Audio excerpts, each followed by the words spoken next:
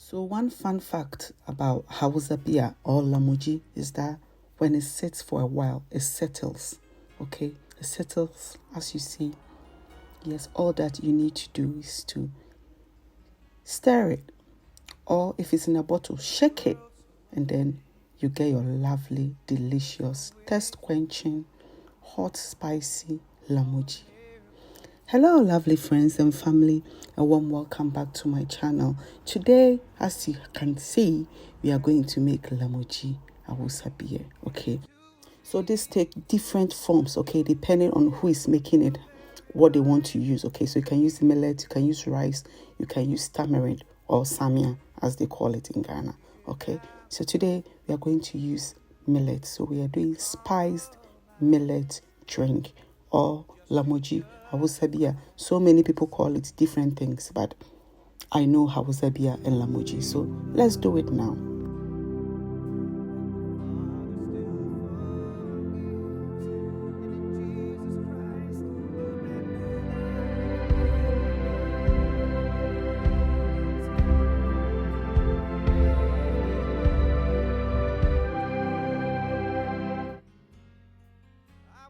So my twist here is, before I make my Lamugee, I toast my millet. Okay, so that is the twist. That is my only twist, right?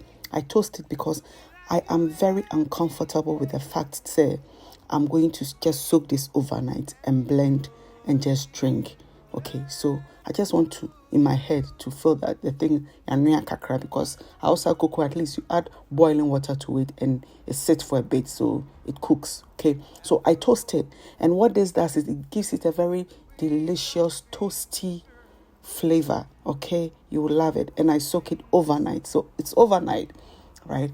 I've come to check it and I'm going to wash it, so it's nicely washed. And the next stage is to blend this. Okay, so I will show you the spices I'm going to use. I'm going to use ginger and chilies. Also, I have cloves and Hwentia or Pepre and Grains of Selim.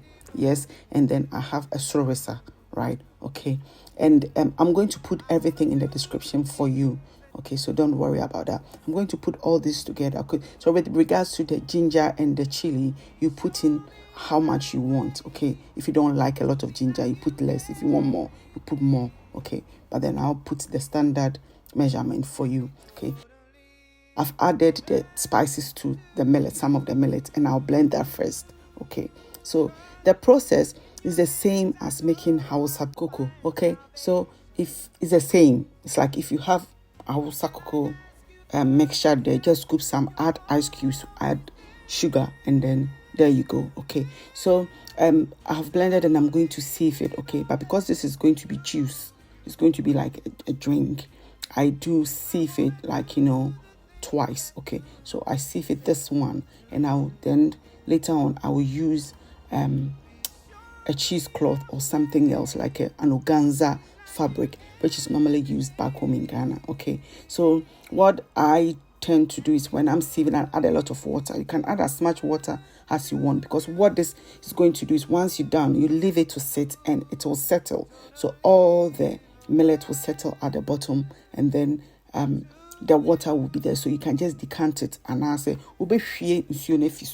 okay, right? And then you use the food, you know, at the bottom, you know, at the under, no, the sediment, no, okay, the sediment.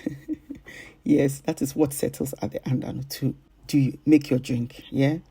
So me, that I'm going to throw the chaff away when I'm not happy, so I go in and blend it again. And trust me, when you blend it, you get more from it. Okay, so I go in, blend that again. So that I just showed you that I was going to blend that again. Okay, then I will, so as I said, I will sieve it again, or sieve it again. He said, Prof, no cry, or cry, no one. Oh, yes, I'm still sieving. I didn't cry, I'm honey pie drinking, Professor. Prof, you drew. So yeah, I sieve it, and then it's nice and smooth. Then I'll set it aside overnight, because it has to sit overnight for it to ferment a little bit. Okay, just a little bit, ferment overnight, then it's ready to go. Otherwise, the taste is really bland. It's the same as Hausa cocoa. If you don't let it ferment for at least a day, the taste becomes very bland. And when you drink it now, I say you're eating something that hasn't got salt in it.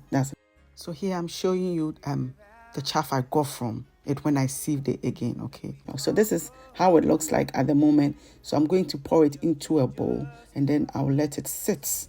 Okay, I'll let it sit for the next day. So it's the next day and we are ready to make our drink. So I will stir it for you to see how it is, and look at how the color is so lovely. I just love the color of this, trust me. Okay, and the color can be different. Yours can be light or deep depending on how much chili you use. Okay, because the chili is red, it changes the color sort of. Okay, so this is looking very lovely. If you haven't liked this video, please do well to like it right now, and please share. And you haven't subscribed, wow, look at how juicy it is. Please consider subscribing. Okay, so yes, I've added some ice. You can add a lot of ice. Back home in Ghana, they add a lot of ice. Normal one sugar, then they'll use just a little. Normal one use you. Hey, Charlie, profit, yeah, per profit. Yes, but I'm making it at home, so I want it to be very, very concentrated as I want it. So I just add a little bit of water, and then yes, you stir it, and the sugar to your taste. You can use honey, sweetener, whatever you want, any sweetener you want. Okay, so yeah, I use sugar. Sugar is the ultimate, right?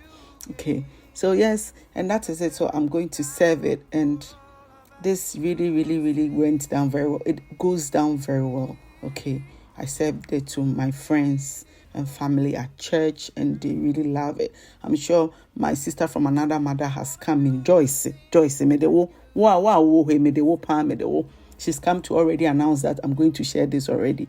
Yeah, under the bow flute, a friend is saying, or the kebab video, no. That is where I think she left that comment. Okay, so yes, that is it. Very easy to do, very delicious, and I know you're definitely going to love it. So just give it a try and let's see how it goes. Thank you for joining me, and I will see you in the next one. Bye.